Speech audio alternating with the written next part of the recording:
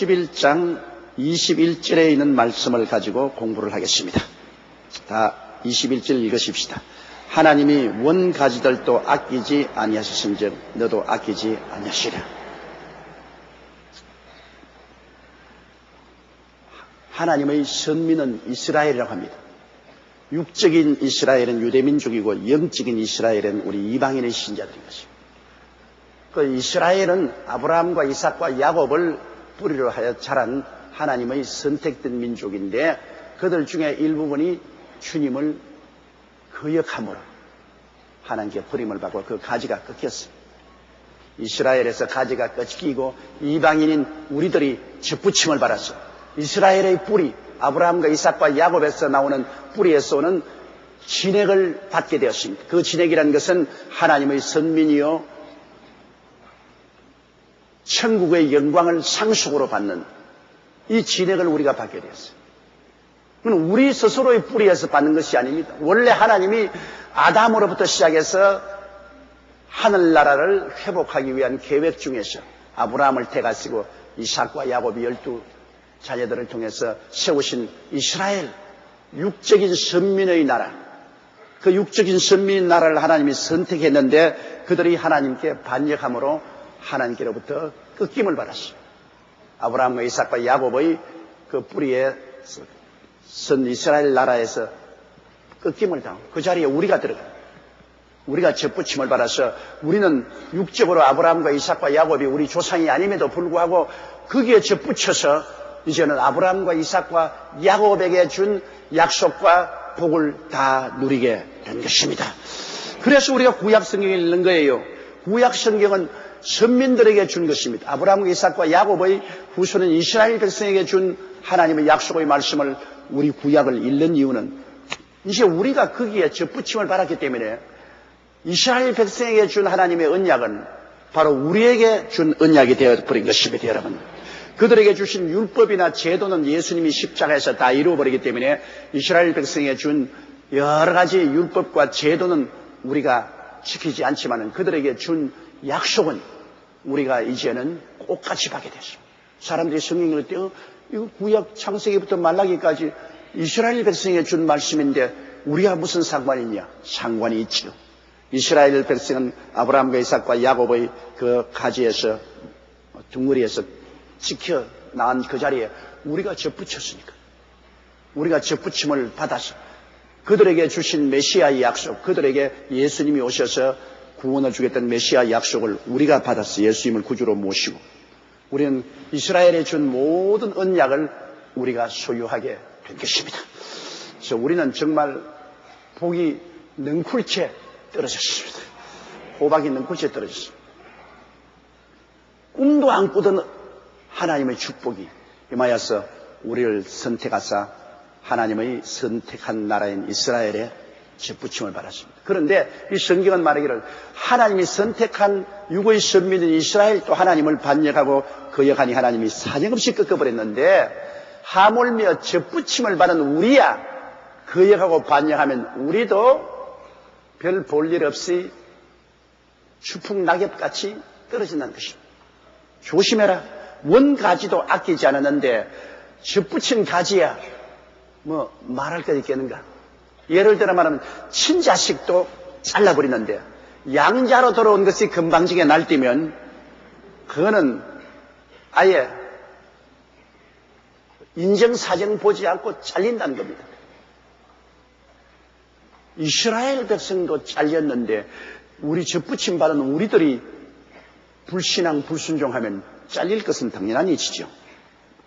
20절요. 그러므로 하나님의 인자하심과 의미를 보라. 넘어지는 자들에게는 의미가 있으니 너희가 만일 하나님의 인자에 거하면 그 인자가 너희에게 있으리라. 그렇지 않으면 너도 지킨 바 되리라. 하나님은 인자하시고 의미하십니다. 인자하다는 것은 하나님을 믿고 순종할 때는 무한히 자비를 베풀어 주십니다. 우리가 하나님을 믿고 순종해서 사는데 마음은 오늘에 육신이 약해서 윤리와 도덕적으로 넘어지고 쓰러지는 것은 하나님이 계속 용서하시고 일으켜 주시고 첨해 주십니다.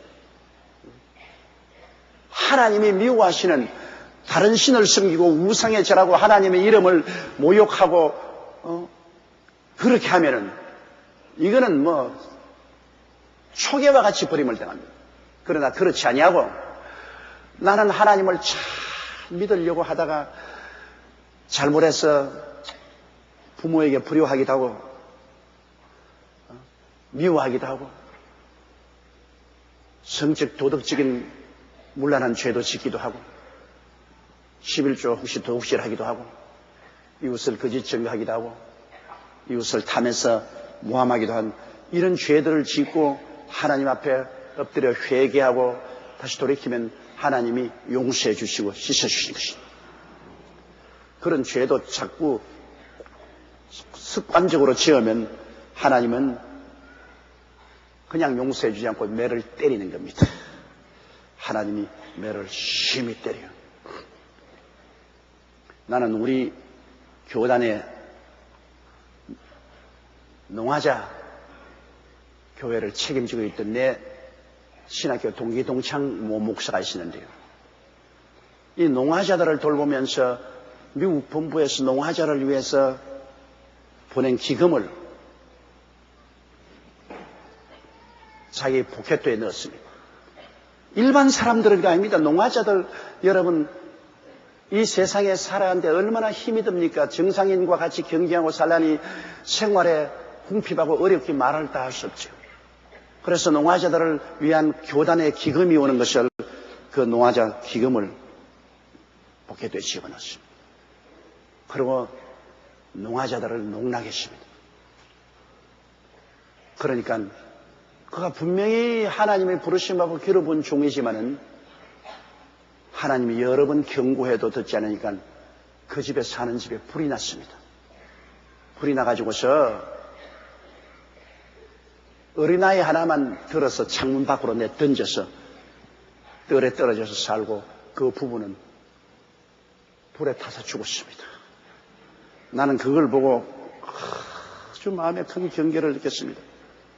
하나님의 경고를 무시하고 하나님이 경고를 또 무시하고 또 무시하면 하나님이 오래 참으시다가 마지막에 하나님이 치실 때는 어마어마하게 치십니다. 주의 종이지만은 부부간에 불타 죽었습니다. 불이 타 죽었어요. 얼마나 무서운 징계입니까? 이러므로 하나님이 우리를 자식으로 받아들여서 사랑하기 때문에 하나님은 채찍 때리지요. 우리 자식들에게도 잘못하면 한 번 경고하고 두 번 경고하고 세 번 경고하고 그래도 안 되면 나중에 어떻게 합니까? 채찍을 들게 되는 것입니다. 우리가 다른 신을 섬기거나 우상에 절하거나 하나님의 이름을 모욕되게 하면 그건 버림받아요. 그건 채찍도 때릴 필요 없이 그건 버림받아요.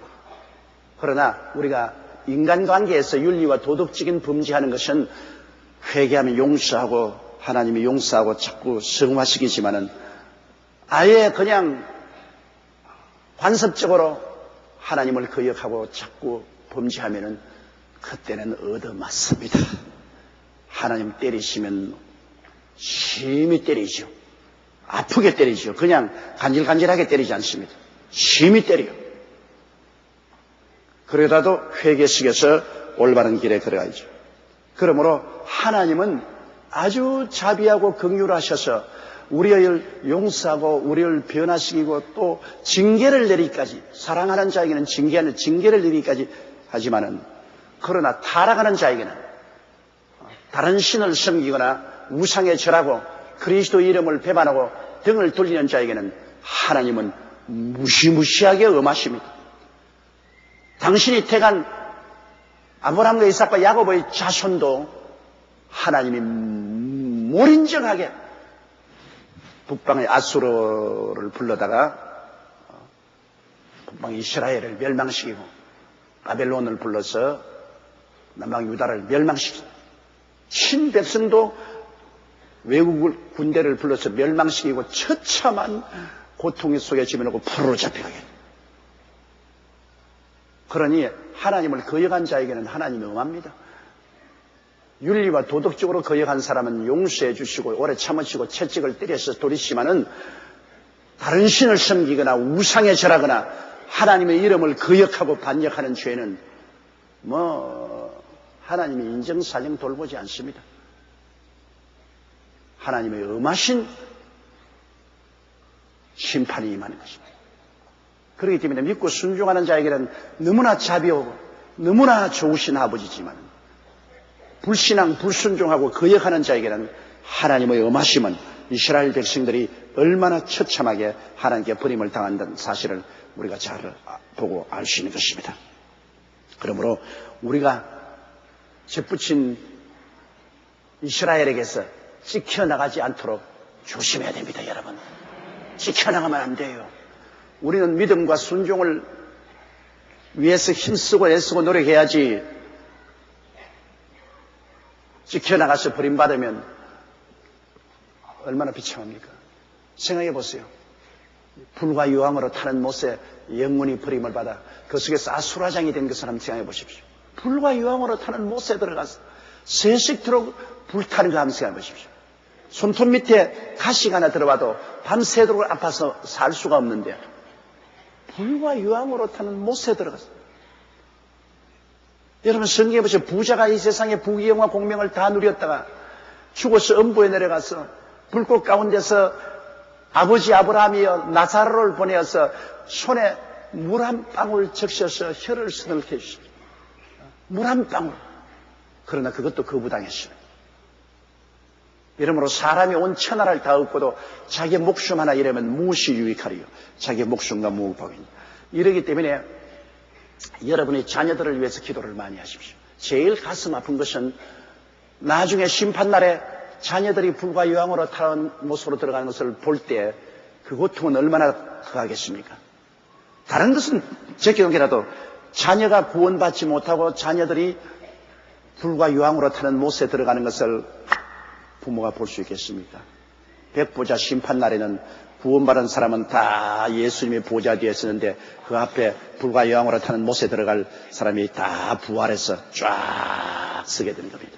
그럼 여러분이 구원받지 못하고 지옥에 들어갈 자녀들을 얼굴과 얼굴을 마주대고 보게 되는 것입니다. 그날에는 아이고 어머니, 아이고 아버지, 왜 평소에 살아있을 때 나를 위해서 좀 열심히 기도해서 나를 회개시키고 변화시키지 못해 주었습니까? 나는 이제 생명책에 기록되지 않았으니 이젠 영원히 불과 유황으로 타는 못에 던져집니다. 아버지 어머니, 여러분 그 소리를 들을 때 그 심판 좌석에서 우리의 심정이 어떻겠습니까?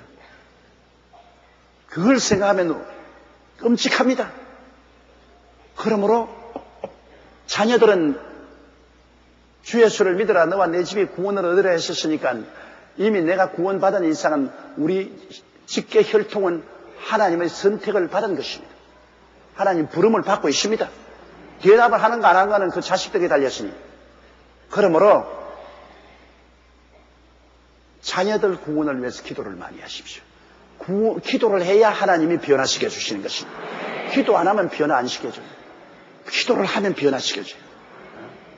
그 방탕한 어거스틴 이단을 믿고 그리고 그 음란함은 말로 다 할 수 없어요.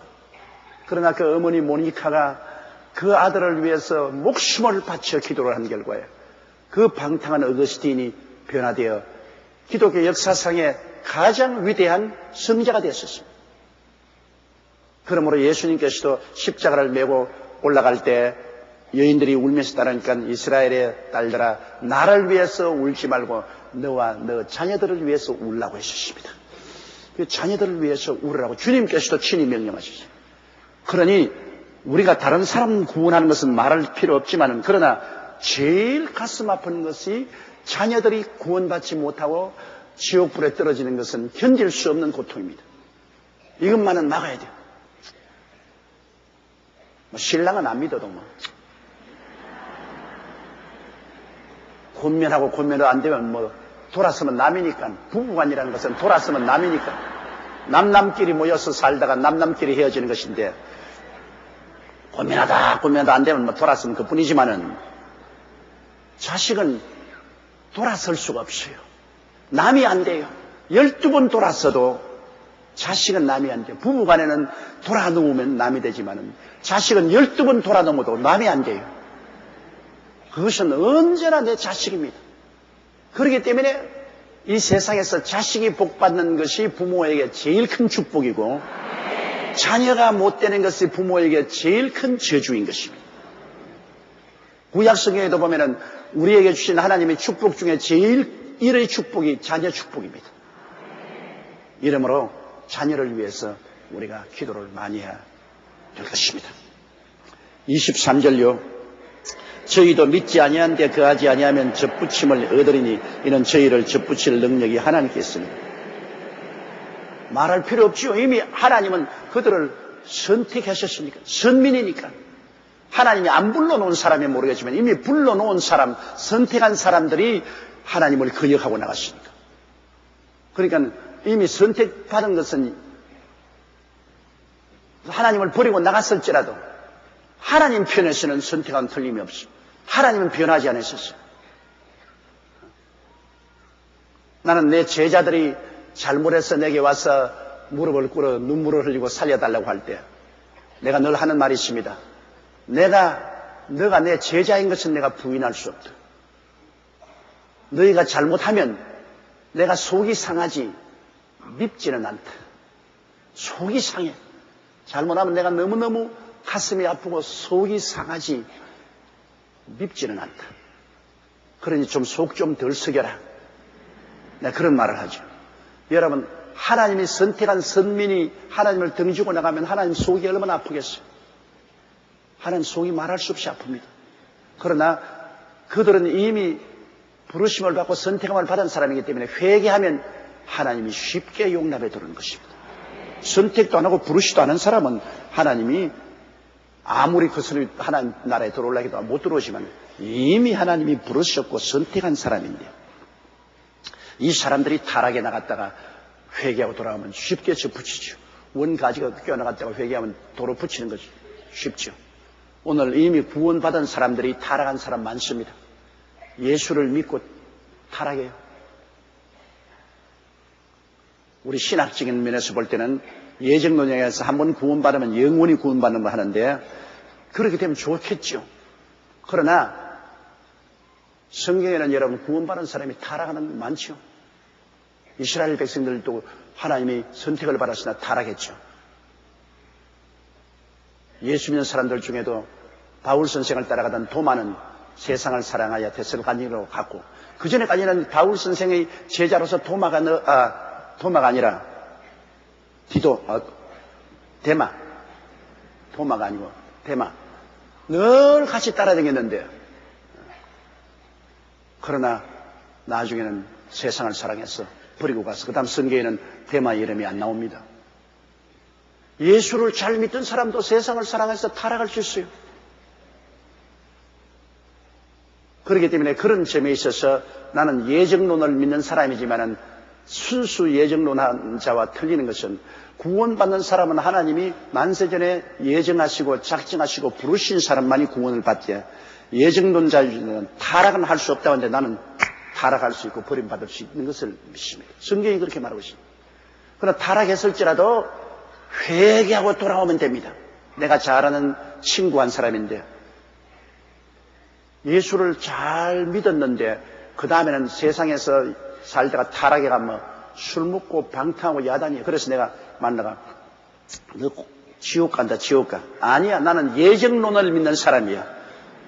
한 번 하나님이 선택했으면 영원히 선택함을 받은 거예요. 나는 술을 먹고 방탕을 해도 하나님이 선택을 받았기 때문에 천당은 따놓은 당산이야. 그래서 내가 너는 지옥을 따놓은 당산이다. 왜? 네가 처음 예수 믿은 것은 하나님이 미리 아시는 거로 너를 택하셔서 불렀지만은 하나님은 너를 버리지 않았어. 네가 하나님을 버렸다. 네가 지금 사는 생활이 하나님 버린 생활이야. 하나님은 너를 버리지 않지만 네가 하나님을 버렸는데 어떻게 하나님 너를 구원하시냐. 네가 사는 생활이 완전히 하나님을 버렸어. 그러고 난 다음에도 하나님이 너를 구원해 줄 것이라고 생각하는 것은 너희 오만이요 교만이다. 넌 잘못된 신학을 가지고 있다. 잘못된 신학을 가지고 있다. 너 회개하지 않으면 넌 반드시 지옥 간다. 내가 그 말을 한 적이 있습니다. 여러분, 잘못된 신학은 우리로 하여금 큰 위험에 처하게 됩니다. 구원은 하나님이 택해야 구원받아요. 택하지 않고 구원받지 않아요. 한번 택하면 하나님이 영원히 택한 것은 사실입니다.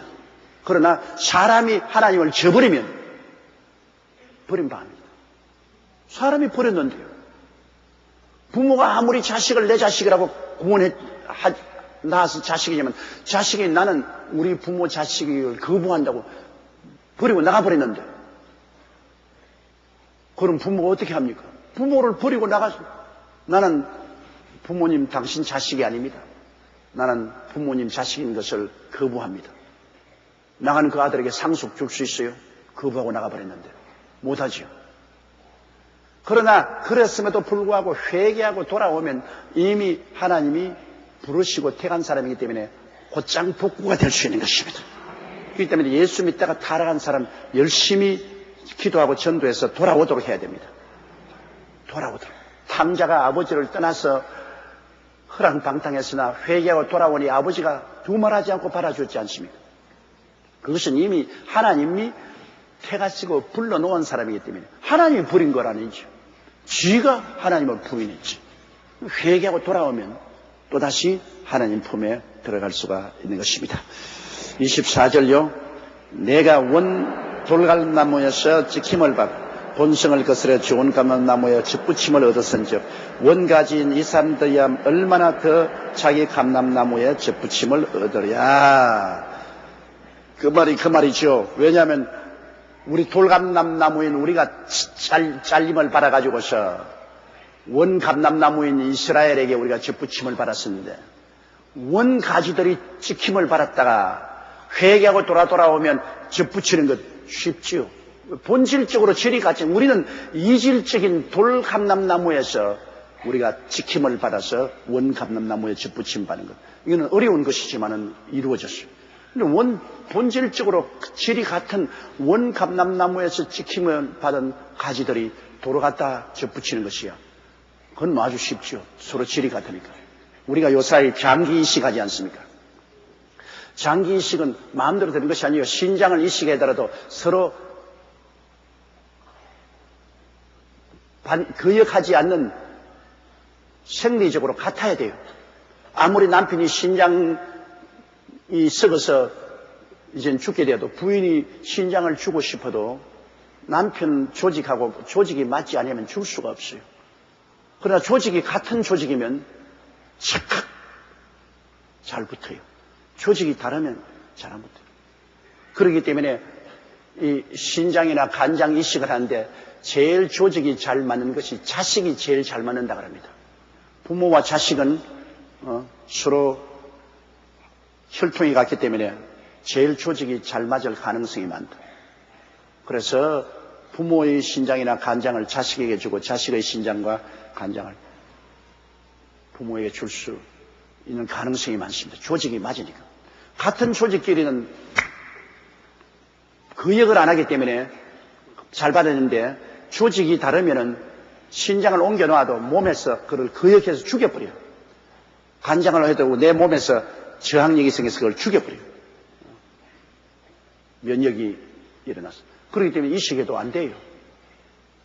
근데 우리는 아주 조직이 다른 이방인인 우리 돌감람나무에서도 하나님의 능력으로 참 감람나무에 접붙여 있는데 아예 조직이 같은 이스라엘 백성인 끊어졌다가도 돌아오면 제각 갖다 붙이기가 쉽다는 것입니다. 조직이 같으니까 거부 반응이 없습니다. 쉽게 들어갈 수 있죠. 이제 앞으로 여러분 세월이 지나가면 이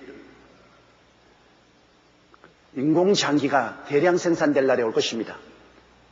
오늘날 유전자 혁명을 통해서 사람의 장기를 돼지나 소나 이런 짐승에게 사람의 유전자를 유입해가지고서 사람 심장을 생산해내고 사람 심장, 사람 폐를 짐승을 통해서 만들어내가지고서 그 다음 사람들을 그냥 갈아 키우는 거라 그냥.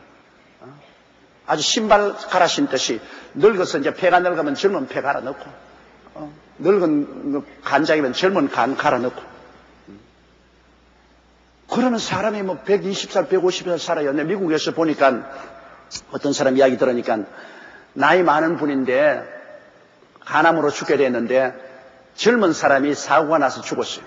그래서 늙은 간을 떼내고 젊은 간을 갖다 붙였는데 이 사람이 젊어져 그냥 늙은 사람이. 머리도 새카마지고 말이죠. 얼굴도 기름이 번질번질해지고 뭐 피부도 다 젊은 사람이 됩니다. 이 사람은 그냥 호박이 능굴째 떨어졌어. 젊은 사람이 늙은 간을 갖다 놓으면 막 젊은 사람이 죽을 해지고 막 늙은 사람. 젊은 간을 갖다 놓으니까 사람도 젊어져 버려. 그러니 앞으로 여러분 이 유전자 혁명을 통해서 온 몸의 장기를 끼워서 바꿔놓고 해서 하기 때문에 오래 살 수 있을 거예요. 앞으로 한 20, 30년 후면 여러분 이 장기 이식 수술을 마음대로 함으로 말미암아 120살에서 150살은 살 수 있을 거예요.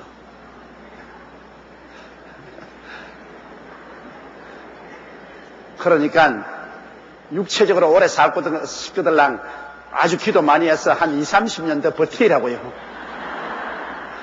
그때는 그런 시절이 반드시 다가옵니다. 세상이 얼마나 발전하겠습니까? 그러나 그것보다 더 좋은 것은 앞으로 20, 30년 후면 우리 주님께서 반드시 오실 것입니다. 장기 갈아 넣을 필요 없이 우리가 변화받아서 영원히 사는 몸을 얻게 되는 것인데 그게 더 멋있지요. 우리는 이래도 좋고 저래도 좋아요. 앞으로 우리는 다가오는 세월을 바라볼 때 안 믿는 사람처럼 낙심하거나 좌절하지 않아요. 우리는 장기를 바꿔하는 시절이 와도 좋고 예수님이 또 재림하시니까 영원히 변화받을 것이니 좋고 우리 주를 믿는 사람은 앞으로 바라볼 때 좋은 일만 있지 나쁜 일이 있을 수가 없어요. 예수 참 잘 믿었어요, 여러분. 정말 잘 믿었어. 예수 안 믿었으면 세상에 사는 게 아무 의미가 없어. 자고 깨고 그 다음에는 공동묘지에 묘 하나 더 세워놓고 뭐 그밖에 뭐가 있어요. 나중에 묘비에 먹다 죽다 살다 죽다 그밖에 뭐 쓸 게 뭐가 있어요. 한 개 있어야지. 그러나 그리스도를 믿는 사람들은 이 땅에 살 동안에 아버지 하나님과 예수님을 위해서 무엇이라도 일하고 그리고 앞으로 다가올 새하늘과 새 땅과 새 예루살렘에서 그리스도의 모습을 닮아 부활해서 영원히 사는 날이 있기 때문에 얼마나 삶이 희망찬지 모르겠습니다. 그걸 여러분 마음속에 얼마나 희망차고 얼마나 다행이라는 것을 예수 믿는 사람이 느끼며 살아야 돼. 하루하루. 그거 느끼지 못하고 멀레레 이렇게 살면은 안 돼요. 한 희망 속에 사십시오. 사람은 마음속에 희망을 품을 때 내일이 즐겁고 마음도 즐겁고 젊어지는데 희망을 저버리면 인간은 썩어버립니다. 근데 우리의 희망은 세상에서 얻을 수가 없어요. 이 세상의 희망은 뜬구름같이 사라져요. 그리스도 안에서 우리가 하나님께로 받은 희망은 영원하고도 확고한 희망인 것입니다. 그러므로 늘 기도하고 그리스도와 하나님 아버지 안에 있는 희망을 생각하고 즐거워해야 돼요. 희망이 있으면 기쁘지요. 그렇잖아요. 희망이 없으면 좌절해지면 희망이 있으니까 기뻐하고 즐거워하고 이 희망 속에 살아야 돼요. 늘 희망차야 돼요.